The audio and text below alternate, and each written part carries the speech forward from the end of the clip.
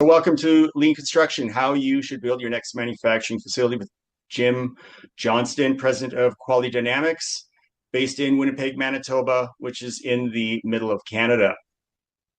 Jim is an industrial engineer, lean construction coach, and approved trainer with the Associated General Contractors of America, and one of the authors of the newest version of the Lean Construction Education Program.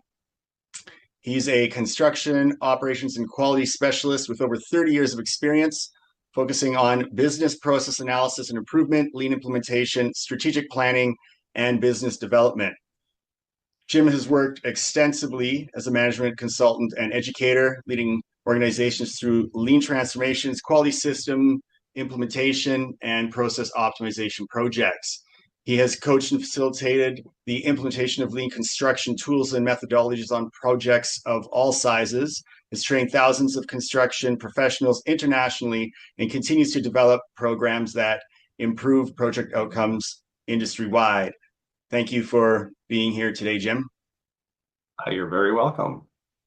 The Association of Manufacturing Excellence, or AME, is a not-for-profit organization founded in 1985, dedicated to helping companies with continuous improvement and their pursuit of excellence, publishing Target magazine, as well as known for running the AME International Lean Business Conference. I'm your host, Karche, AME board member for the Western Canada region. Today's presentation will be 30 to 45 minutes, and we'll have 15 minutes for questions after. Today we'll be covering things perhaps more from the owner's perspective of how lean benefits your next manufacturing facility build, how it encourages a production-focused project, and the difference between lean and traditional construction. So Jim will be providing an overview of operational excellence in construction, and we're going to use the chat function. So if you decide to use it, please remain on topic, place your questions there throughout the session, and we're also going to have 15 minutes for you to ask your questions at the end of the presentation. Perfect. So Jim, if you would like to kick us off. Yeah, thanks very much. There's a phone ringing in my background that I can't do a darn thing about, so that's going to stop in just a couple of seconds. So in the meantime, thanks very much, Ryan. My name is James Johnston, call me Jim, and I spent a good part of my career working in the manufacturing sector. I am an industrial engineer, and I've spent my world in the world of lean, or my entire career in the world of lean. About 12 or 13 years ago, I stumbled in the front door of a construction company, and a successful construction company at that, and was really surprised that they didn't really understand anything that I was talking about when I started talking about variation and waste and flow, what was pretty normal to me. Because as I said, they were a successful construction organization, but the concepts that were pretty fundamental in the world of manufacturing were completely foreign to them. And that led me on a mission to find out why. And very quickly, I transitioned my entire practice to construction. It's an industry that still, to this day, requires such an effort to deliver projects successfully. And hopefully today I can give you a bit of a snapshot of what lean principles adapted to a project-based environment actually means. And hopefully the next time you're looking to build a facility for yourselves, you can start to insist that your general contractor, your subcontractors, have some experience deploying lean construction principles on their projects. As Ryan said, you can use the chat window to ask questions, but also don't be afraid to simply unmute your microphone and interrupt me. This goes way better if it's a conversation rather than a monologue. So don't be afraid. Go ahead and let me know that you got a question. So let's get started. I thought the best place to start might be to define what lean in construction actually means. And, in simple terms, it's the application of lean principles in project-based work.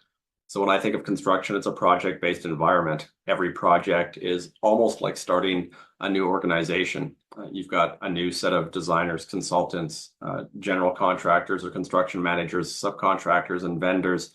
And you're bringing these stakeholders together in an organization with a singular mission.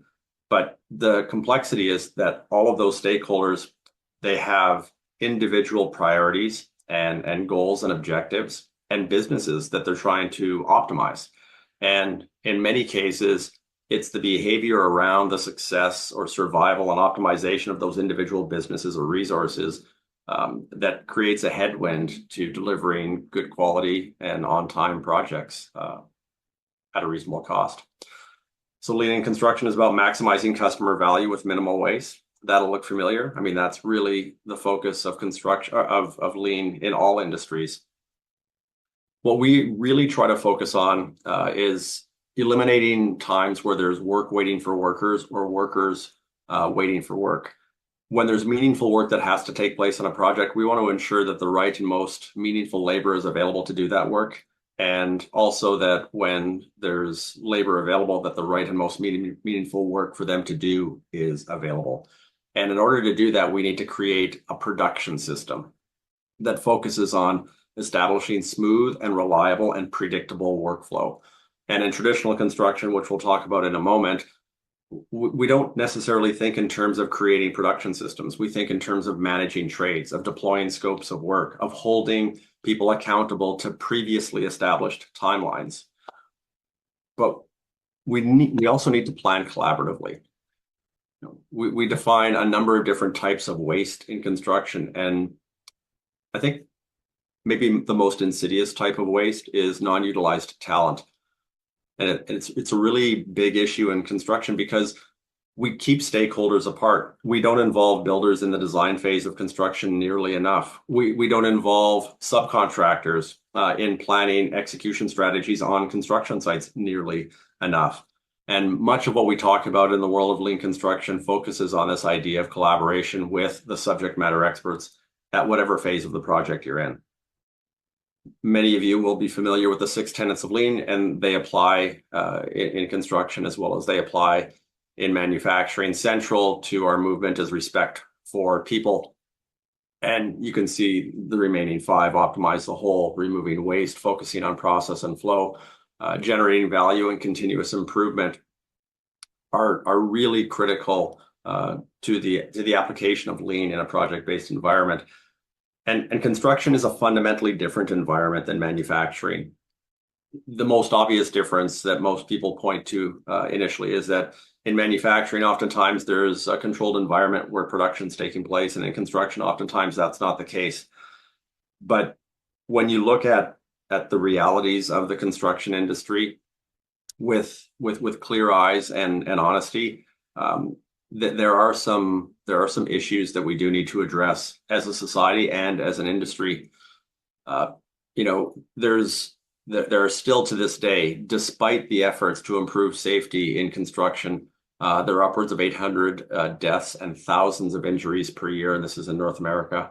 We find that 70% of activities are actual waste, as defined by not adding value to the project. There's a lot of mistrust in the industry. Owners don't trust contractors. Contractors don't trust subcontractors and designers. There's a lot of acrimony. We find that 70% of large CapEx projects are delivered either over budget or late. We find that labor efficiency runs currently and has run for literally decades at about 50%. And projects are inadvertently planned, assuming a labor efficiency of about 50%. On a week-by-week basis, only about half of a superintendent's planned list of tasks actually gets completed. Many more might get partially completed, but what we find is that that's equally destructive to workflow on the project site, because projects are about handing work off from step to step, from trade to trade, from worker to worker. And we also find that the suicide rate in construction is the highest of almost any industry. It runs at 3 times the national average, according to some statistics. And a lot of that comes down to the basic respect for people and the stress and pressure that comes with working in a project-based environment in an industry that's so difficult to succeed in. Now, when I talk about traditional projects and traditional project delivery, I like to define it for people. You see, traditionalists in construction see projects as a series of independent tasks. And the idea that you can optimize each piece of a project and that the byproduct is that will result in an optimal project is completely wrong. That would only be true if projects were a series of independent tasks, but everything that happens on a construction site has some sort of an impact on subsequent tasks. So it's a series of dependent work, not independent work. We also find that work gets pushed into projects according to critical path or master schedules. Master schedules are almost always developed at the very front end of the project, in many cases before projects have been assigned to or awarded to a general contractor or construction manager. So these master schedules are developed at the very point in time when the construction community knows the least amount about the project. And yet owners require this in many cases of general contractors and construction managers in order to be awarded the project. They want to see a really detailed schedule. And they get one, but it's wrong. It's just a forecast. And in some cases, it's so far off of what reality is that it creates tension almost immediately. We also find that in a traditional environment, low cost is the primary focus. In a design bid build world where an owner might engage with a design expert, an architect, maybe some consulting engineers, and develop design and then hand that design to the construction community for pricing, that in that environment, we end up with what we think is the lowest cost for a project. And in many cases, it ends up being anything but because there's rampant change orders, lack of performance, individual optimization of steps in the process rather than holistic optimization. So when I talk to general contractors, I'll oftentimes ask them if they believe that owners are getting the best value when they select the low-cost provider of construction, and none of them believe that that's the case. Now, unfortunately, when owners ask general contractors to provide bids based on the lowest cost, they're also forcing them to do that with downstream suppliers of products and services as well. In what I mean is that they ask subcontractors to bid on scopes of work, and they feel like they're almost forced to use the low-cost provider, and it usually doesn't end very well. In a traditional environment, we find that cooperation is not very typical. We find that there's a lot of selfishness in construction, and that's not necessarily an attack on the individual stakeholders, but that's a byproduct of the realities of the culture of the industry and sometimes of how we set up contracts with building partners. And we also see that problems that inevitably result in projects result in the blame game. There simply isn't the psychological safety that exists to allow people to fail and improve. Because I believe that failure is a source of improvement. It provides information of where our systems and our processes need some work. And if we have this culture in an industry where we're not allowed to fail and improve, we end up pointing fingers or shielding the truth from the owner. And we also see that we're very reactive than preventive. A lot of people in construction define at least part of their job as being a firefighter. And that's, as I'm sure many of you know, is a really poor use of time and usually results in poor decisions. Now, for a long time, folks in construction would peer over the fence at the manufacturing sector and see improvement happening and pretty dramatic improvement happening. And they thought, well, manufacturing is a project or is a production environment. They're making things with tools and equipment and people and drawings and materials. And so are we in construction. So there's got to be lots of similarities between the two industries. Why can't we just do what the manufacturers do? So there's a lot of frustration. What they didn't understand, and it took a long time for the industry to come to this realization, that's that production theory in manufacturing is not the same as production theory in construction. So countless hours and literally millions of dollars of research and funding and experimentation and industry-led initiatives tried for a long time to simply overlay lean manufacturing techniques in a project-based environment with very limited success. Now, so why the frustration? Well, the U.S. Department of Commerce began measuring productivity in what they called non-farm labor and construction and a series of other industries. So here's a snippet of that graph. Similar trend lines exist right back to 1964 when this data was first collected. And you can see that gray line reflects the productivity improvement in manufacturing. We see that on average over the last 50 plus years, there's been between a 1.8 and 2% year over year improvement in productivity in manufacturing, and virtually a flat line in construction. There's been pockets of time where there seems to be some element of improvement happening, and then there's a backslide, partially due to economic factors. But there's a lot of other issues that affect the construction industry and really make it difficult for the industry to improve at a global scale. Individual subcontractors, we find ways to improve productivity within their own scopes of work with better equipment and better materials and training. So within each individual pocket of a project, within the scope of work of each individual subcontractor, we can recognize increases in productivity, but that hasn't translated into project level improvements.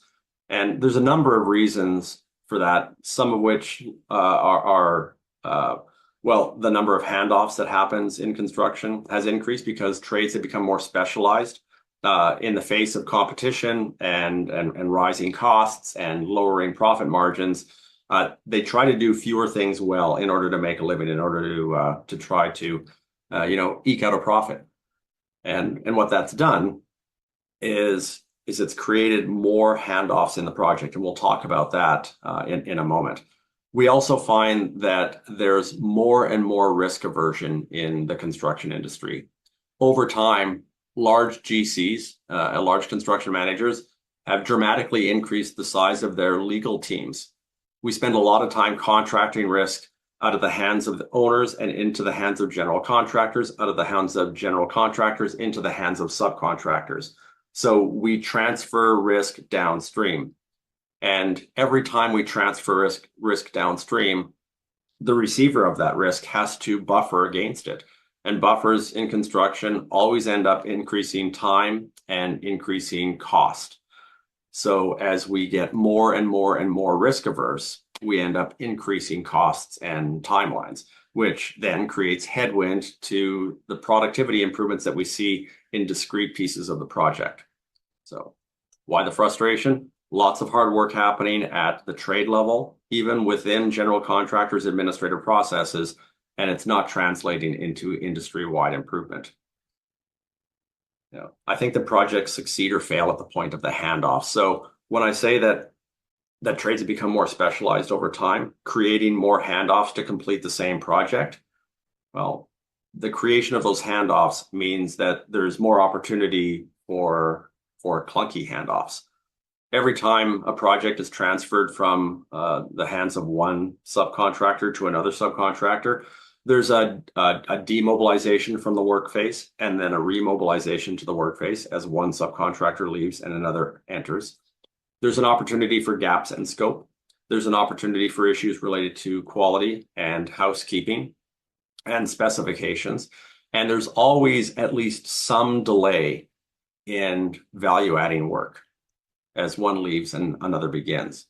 And what we find is that in construction, the way to optimize projects is to have value being added to the project on as close to a continual basis as possible. And that's not how construction has typically been organized. Typically, construction has been organized by focusing on optimizing the individual trades or value providers. As a steel framing subcontractor enters the project, they typically would like large areas of the project, and they try to get those large areas of the project done as quickly as possible. They try to complete their scope as quickly as possible. And historically, even the construction industry has looked at that as the way to get to a successful project. And we'll see shortly why that simply isn't the case. One of the things that I like to do in construction when I train and when I coach teams is to ask them to broaden their definition of what it means to be a customer. So for instance, we've got, ostensibly owners in the room. You are buyers of construction services. So if I was to ask a general contractor who their customer is, they would generally point to people like you, owners. And that's true because there's a contractual relationship between owners and general contractors or owners and construction managers where there's service and product being provided and they're getting paid. It's a traditional customer and supplier relationship. And when I ask the same question of subcontractors, who is your customer? They'll point to general contractors because it's usually the GC that's engaging a subcontractor. But it's really rare that I ask a group of subcontractors who their customer is and they point to each other. And I'm not referring to situations where subcontractors have subcontracted some of their scope of work out to a downstream subcontractor. I mean, where they're peer levels on projects. And I'm willing to bet that you're starting to understand what I mean by that. But just for clarity, what I mean is that every time a subcontractor hands a project off to a subsequent subcontractor on a project, that's a customer and supplier relationship. The next step in the process is the customer, because the quality of the project that's being handed over, the completeness of the scope that the customer requires, it matters to that downstream contractor. So there is a meaningful non-commercial customer and supplier relationship. And that's really important for them to start broadening their definition of customers and suppliers so that when we get into these collaborative planning environments, well, they start to look at each other in a bit of a different way. And they start to understand that they are simply links in a chain. They're not discrete and independent labor and value providers to the project, but they're a collective. And changing the way that they think, the culture of the project, and the way that the commercial organization is established is critical if we're going to improve project outcomes. So what we find is that oftentimes there are bottlenecks that form in construction, and manufacturers can very easily visualize bottlenecks on a production line. I will sometimes use an assembly line metaphor even when I'm talking to people in a construction environment because it's just easier for them to see. As the number of pieces that are being worked on an assembly line piles up in front of a workstation, that's a bottleneck. Bottlenecks in construction look different. So when I say bottlenecks in construction, what I mean is that a crew can't keep up with the demand being placed on it. So as a previous trade opens up work for a subsequent trade, there's more and more work in progress that's being created. There's more and more work that the subsequent trade could be doing. And as the previous trade gets further and further and further away from them, they're completing more and more and more of their scope of work. And if they're completing it at a different pace than the follow-on trade, well, that's a bottleneck. So a bottleneck, by definition, in construction, is the activity or task that works at the slowest pace in the stream of subcontractors. And that might be project level, and it might even be phase level. So in every project, you may have multiple phases of the project. There may be a foundation phase. There may be a structural phase. There may be a waterproofing phase where you're closing in a project. There may be a finishing phase. There may be an equipment setting phase and a commissioning phase. And at the phase level or the project level, you can identify bottlenecks.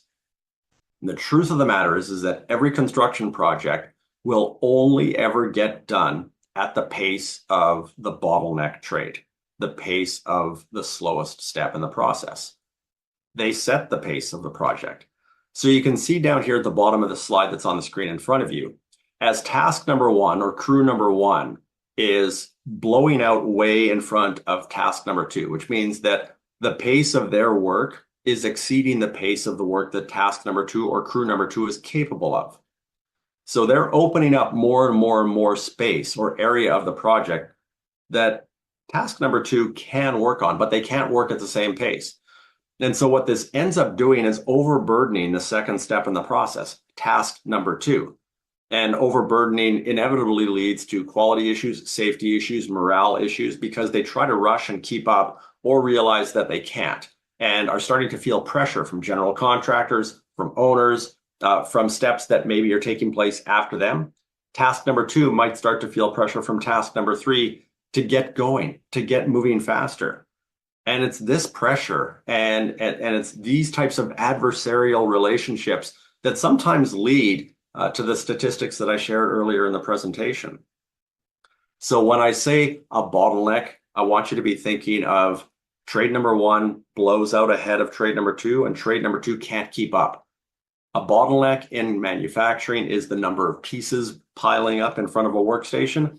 A bottleneck in construction is areas of the project sitting untouched because a trade can't keep up with the pace of production. Now, this kind of leads us to what we call the efficiency paradox. The photograph on the screen is obviously a crew rowing on a river. And I think we can probably visualize what this looks like. Oftentimes, there's somebody that's calling out the pace or the cadence of when those rows should be happening. And they try to make sure that they're rowing in sync, that every paddle is hitting the water at exactly the same time and is being pulled at exactly the same rate. That's the way you get that boat moving as fast as possible. I want you to visualize what would happen if every member of that crew simply rowed as fast as they could possibly row. Inevitably, the paddles would hit each other, the boat would not go in a straight line, and it would actually slow down because there's not a cohesive system that's working. The only way to get that boat going as fast as possible is to get every rower working in unison, rowing in sync at the same pace. And the pace that that boat needs to be rowed at is the pace of the person that rows the slowest. It can't go any faster. And if other rowers try, they're simply going to cause chaos.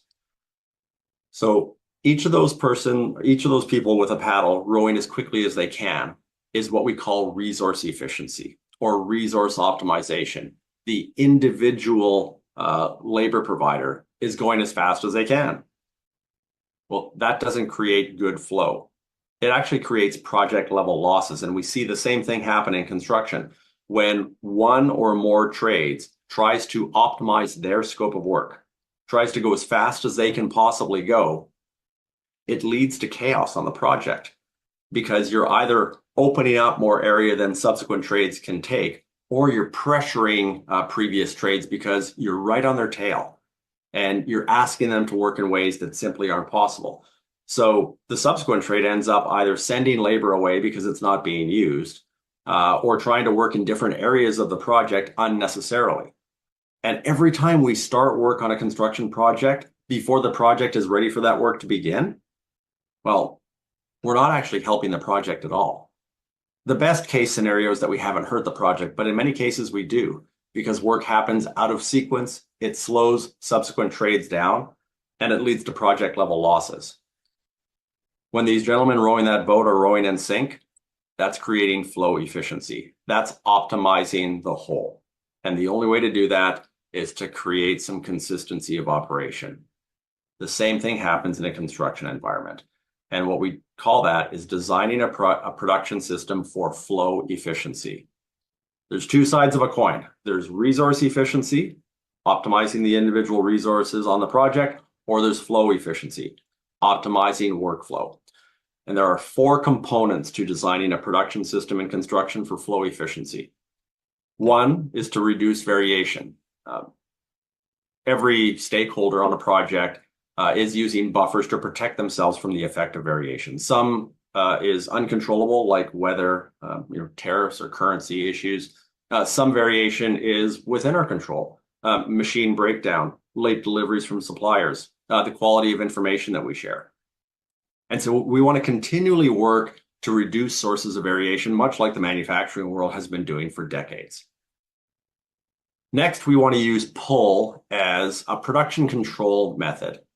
The term pull planning is sometimes looked at in the construction world as what lean construction is, and that's a misnomer. What pull really means is that we're trying to maintain balance in our workflow, and we're only releasing work at the pace that downstream trades need work to be released. And working any faster than that is unnecessary and actually inviting risk onto the project. We also want to divide projects up into areas or zones or phases that are what we call the smallest practical batch. So we want the smallest batch to be worked on at a time. And If we were to divide a project or to divide a phase of a project into 4 or 8, or in some cases, dozens of zones, what that typically means is that we've got the same or a similar family of trades in the same or similar order that have to work their way through each zone. And by working in smaller areas or smaller batches, what we find is that there's fewer spaces or there's fewer areas of the project. There's less of the project that isn't receiving value at any given time. See, if you imagine that there's a tower going up, and this is, I use this metaphor because it's easy for people to visualize. Imagine that there's a 20-story tower going up and they're condominiums. Now, it would make no sense to release the entire building. For instance, if we were doing interior finishes, it would make no sense to release the entire building to an interior framing crew.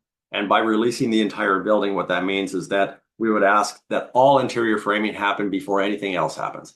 Of course, we wouldn't do that. We would let the framing crew start, and then at some point, once they're far enough ahead, we would start to invite rough-in trades like electrical and mechanical or plumbing rough-in trades to go in behind the framing crew and start to either pull wire or piping or ducting in each unit. Now, how far ahead does the framing crew need to be before subsequent trades can become active? It's an interesting question. Well, if we work in the smallest practical batch, that might mean that we're releasing, one condo unit or maybe one floor at a time to each trade. The smallest practical batch is negotiable, and it's negotiable with the project team that's on the project. But the pressure that we want to put is on the size of the area, and we want that to be small. But that's still not enough to design a production system for flow efficiency. The last component is that we want to balance the work.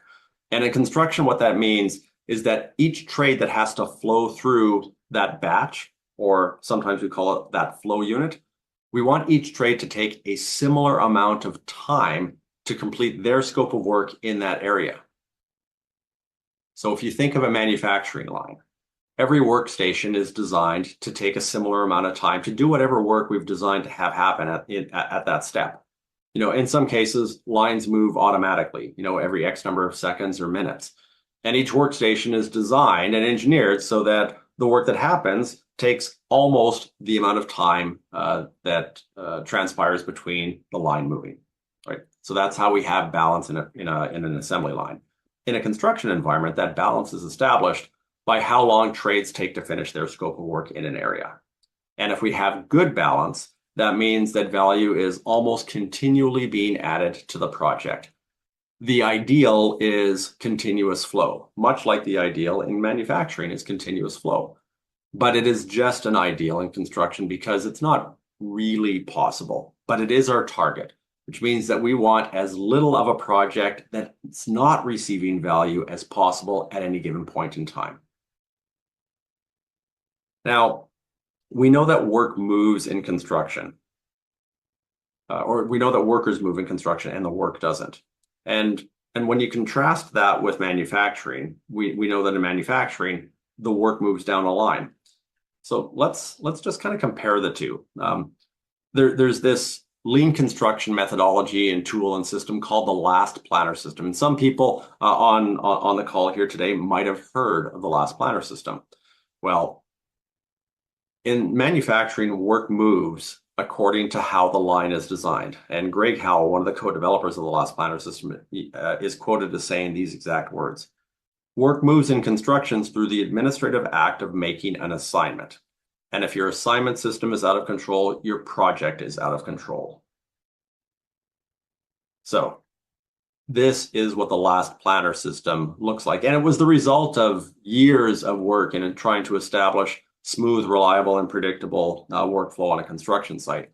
What they found is that weekly plans that were being developed were not very successful for a variety of reasons, some of which include that the work executors weren't involved in making the plan, that tasks were much larger than could be completed in a given week, that there were many tasks on weekly plans that were only on weekly plans because a master schedule or critical path schedule that had been developed weeks or months ahead of time suggested that that work needed to take place at that time, whether the project was ready for it or not.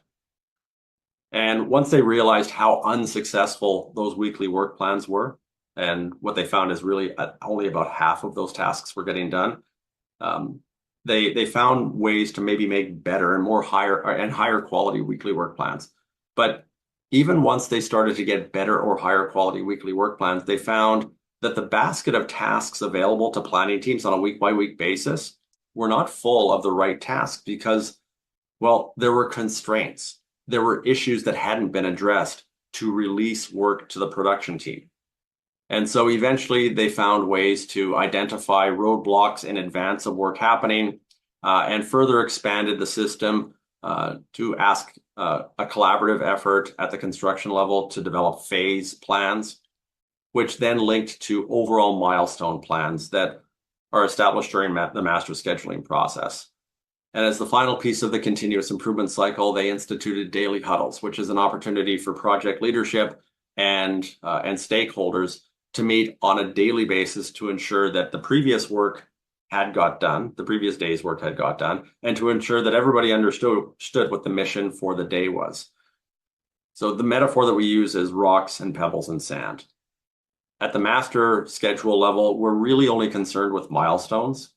And then once we start to get into more make-ready planning, we start to see those big rocks turn into pebbles. And then at the daily and weekly level, we're at grains of sand. So the premise here is that we plan in more granular levels of detail the closer we are to starting work. It's not that we don't lose sight, we never lose sight of overall project milestones and objectives, but we do plan in levels of detail that are more granular the closer we are to starting that work. The reason for that is because, well, looking too far ahead and assuming that you can predict the future with any level of certainty is a fool's errand, and kind of always has been. And that, I think, gives us a pretty good snapshot and a very brief introduction to the world of lean in construction. Now, I noticed that there's been a couple of questions that have popped up in the chat window, and I'm just going to go ahead and read off a couple and see if I can address them before I turn this back over to Ryan. How do you track and present tasks completed? Well, on a weekly work plan that's developed in the last planner system, we literally identify at the end of every week which of the tasks that were on the plan were completed or not. And for the purposes of the last planner system, we're really binary with that description. Tasks are either done or not done, even if they're almost done. And the reason that we're so rigid with that description is because the reason that a task exists on a weekly work plan is to release work to subsequent tasks downstream. And if by the end of a given week, a task hasn't been fully completed, that means that it can't successfully hand that area off to the next step in the process. So it's not necessarily a sign that there's poor productivity on the project, but that is a sign that there was a problem with our planning system. So we monitor tasks on a weekly basis to ensure that they're happening. And we make sure that we establish milestones and keep them in full view of the production team to ensure that we're still honoring those milestones. In 2020, there was a new benchmark of the last planner system that was released and started to introduce higher level metrics to judge the last planner system. And one of those is called milestone variance. So we do track milestone variance on a continual basis as well. Brian Bush says, how does critical path scheduling methodology support or relate to lean construction? Critical path scheduling does not help projects get done faster, better, stronger. In many cases, I believe that critical path schedules force teams to push work into projects, whether the project is ready for that work or not. And it leads to, well, it leads to hurting people on the project, because projects that only use critical path scheduling as a method of control end up crash landing. That's a term that we tend to use. We crash land projects. The idea of a critical path schedule is an interesting idea, but the critical path will change throughout the life of the project. And in many cases, it's really just a calculation of the longest path to completion.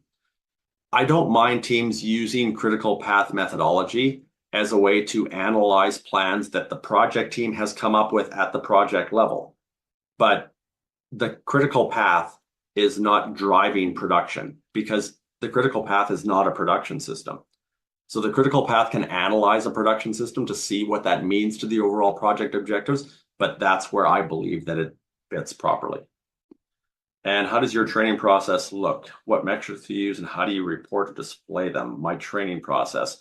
I mean, I spend a lot of time teaching people in classrooms at local construction associations or online. I coach project teams at the project level. And in those situations, my mission is to create independence from subject matter experts like myself. I want superintendents and project managers to be able to use Lean and the Last Planner system on construction projects independently of a subject matter expert. And how do I report or judge that?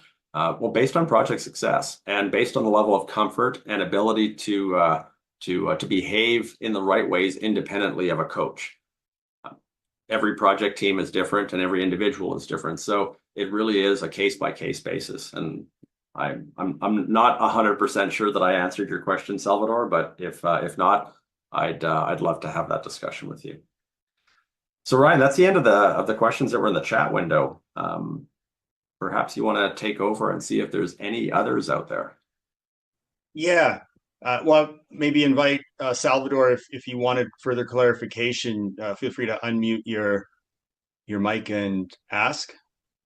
And I had a question also if he doesn't jump on. One of them was, is there anything different you would suggest in how the different positions would approach ensuring they can deploy these practices? So for instance, if someone from private equity is looking to do this, what would they do different to get their CEO to apply this? Or if an investor is involved and they want this method used, is there something different that they would do to ensure the CEO applies this? Well, it's to require a different selection process to find a construction partner. First out of the gate is to not use low bid mentality as your selection criteria. You know, if you look at the way that purchasing departments and manufacturing companies have behaved over the years, and you go back several decades, you know, purchasing managers used to receive, you know, annual bonuses based on, you know, providing the lowest cost of materials and equipment for manufacturing facilities. And, you know, over time, we became, you know, pretty aware that our manufacturing plants were paying the price of that low cost mentality at the purchase at the purchase level. And so the adaptation is that we started to look at the lowest total cost of acquisition, which had baked into it quality of materials and equipment, on-time delivery, warranty support, design support, customer service, you know, the ability, you know, to expedite if necessary. Then cost still appeared on the list, but it simply wasn't at the top of the list. And so when we select construction partners, we want to find the right partner, not the cheapest partner, the one that provides the maximum value for the project. So do they have experience? Do they feel like a team that you can work with? Does it feel like somebody that you can partner with long term? Do they have a level of experience that you're comfortable with? Do they have people inside the organization that have practical experience deploying lean principles in a construction environment? And can they point to success on previous projects that prove that that's the case? Or in some cases, sometimes owners will simply engage somebody like myself to act on their behalf to ensure that the construction community that's active on their project is using lean principles to ensure project success. So they would engage somebody like me to make sure that there's education that's being provided, that there's project level coaching that's being provided, and that the owner has some level of assuredness that the project is going to be delivered in a more successful way than maybe it might otherwise be delivered. Yeah, and when you mentioned that there's different levels of understanding, so let's say there's project managers or designers and they're dealing with management above them who's expecting them to hand off to a contractor, in which case it would be more of an uphill battle to prevent the management from increasing risks and costs from a traditional practice. What would you suggest to designers and project managers? I think it starts with understanding where risk starts and stops.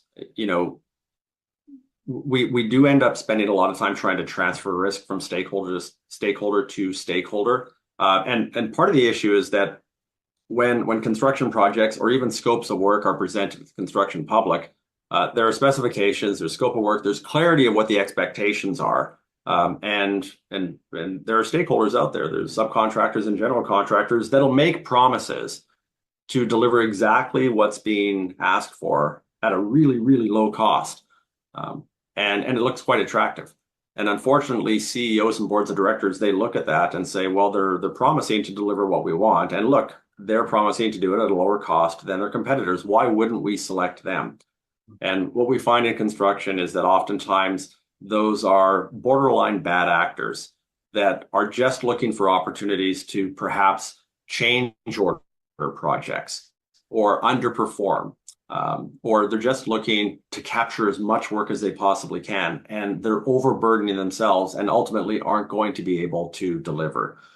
And sure, we might have legal remedies, but at the end of the day, you spend a lot of time arguing with lawyers and in court trying to solve problems that could have been avoided if we just found the right partner to help with a project. So I think the conversation is to do a really good job of defining what value is in the eyes of the owner. So if you're a manufacturing company and you need a facility constructed, what is your value proposition? What matters? Are you just looking for the lowest cost possible? I promise you, if you just choose the lowest bidder across the entire stakeholder spectrum, you won't get the best value project. You probably won't get the lowest cost either. So you need to be really careful about selecting your partners and selecting, who you're going to ask build whatever it is that you need built. All right, great.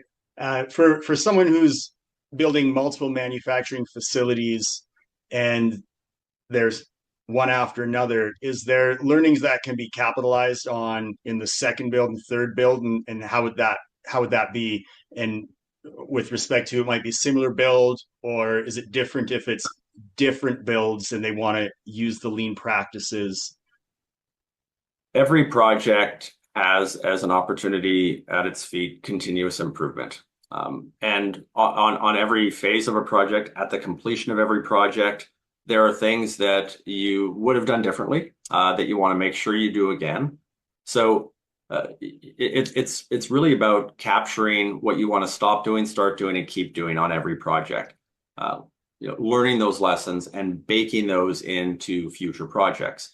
And sometimes that means repartnering with previous successful projects or repartnering with a general contractor that you've developed some trust with and that's willing to make gradual improvements over time. Lean, as we all know, is about making things a little bit better day after day, week after week, month after month. And in construction, that also includes project after project. So making sure that you do a good analysis of the successes and failures on the previous project and to use that information to make your systems and your processes better on the next project is how subsequent projects can improve over time. I see a question in the chat. I'll answer. It's asking if there will be a recording available of this, and yes, there will be a recording of this. It will go out to the attendees, and I'll also post it as well, so that will be available to you, Phil.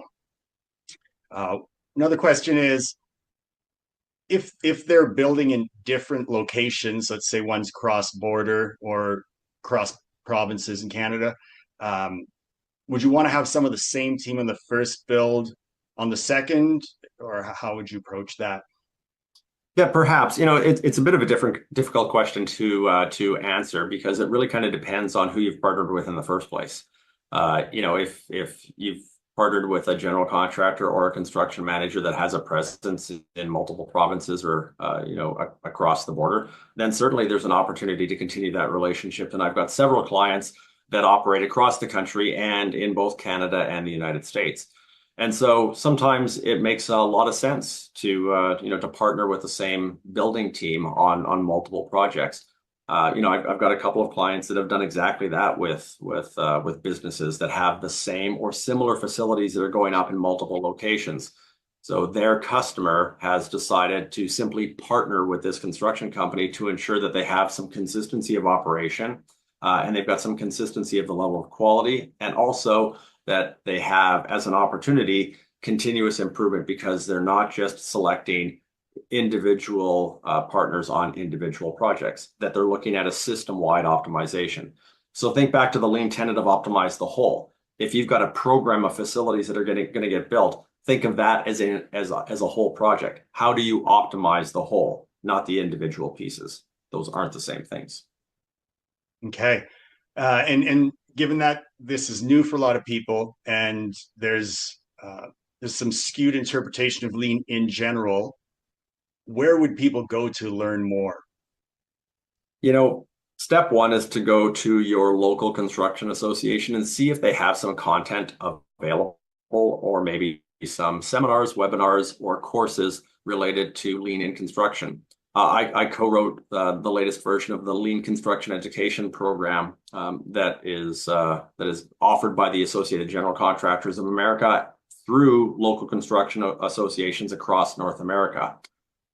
People who take that course, it's about a 36-hour course, can earn what's called their Certificate of Management in Lean Construction. So that's a credential that the AGC provides. And it provides some validation that you've got a level of education and commitment to lean construction practices. So I would go to the local construction association first. Failing that, I would look to the Lean Construction Institute in the United States and also the AGC of America. They'll point you to some resources and get you off on the right foot. All right. It's really well explained, Jim. I think this is the third or fourth time that I've had the pleasure of sitting in, whether it's a course or a presentation, and it's always really clearly explained, I find. So it's really helpful. So thank you very much for joining us today. For those listening, if you look up AME events on the AME.org website, you can see upcoming AME Canada webinars. I've also put that link at the top, such as the popular 2-second lean series. There's artificial intelligence webinars that we've been offering, and one can just register there to attend. I plan to do 2 or 3 lean construction webinars, and also I plan on inviting Dr. Bob Emiliani in a future webinar, who's generally figured out why senior management maintains the status quo despite operating in an environment or world that requires otherwise. And he also will detail how a CEO or executive team can counter their human tendencies, preventing them from adapting. So again, Jim, thank you very much for the presentation today. I think it's my pleasure. Opens a lot of eyes to what's available.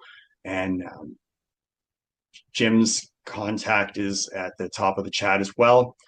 Thank you everyone for attending. We look forward to seeing you again, and Merry Christmas. Bye, everyone. All right, thank you.